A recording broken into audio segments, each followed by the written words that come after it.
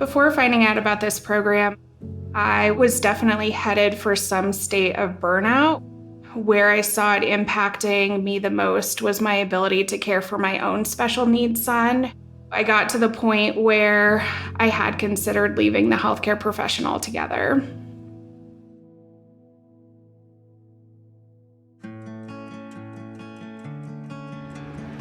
My name is Tony, and I'm a music therapist at Children's Hospital, Colorado. With creative arts therapy and with music therapy, you're going in without knowing where it's going to end up exactly.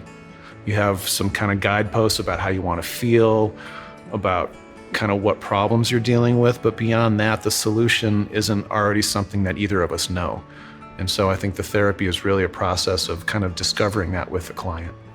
I remember walking into my first session and thinking I was probably going to turn back around.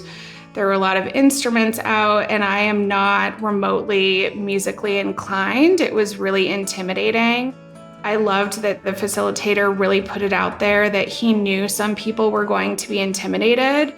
He created a setting where there's no judgment, and it's been super helpful for me as an individual to know that I can just express myself.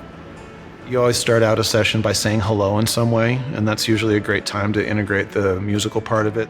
I almost always make people play an instrument, here's an instrument in your hands and here's the sound that comes out, and wow, let's notice how that sounded the way it came out of you and maybe not the way it came out of somebody else. And we start to notice that we're all kind of creative just by sitting in a room and making sounds.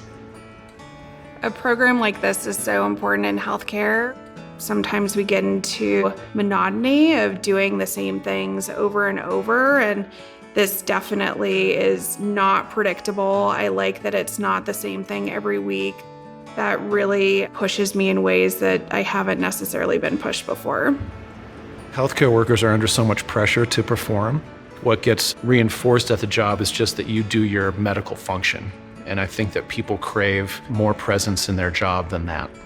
If we fail to address the burnout within our healthcare system, we're going to lose a lot of great people.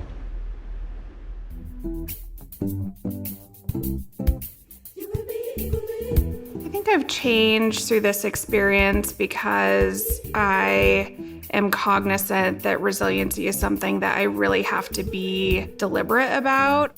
In order for me to continue to do this work, I really have to invest in myself going forward.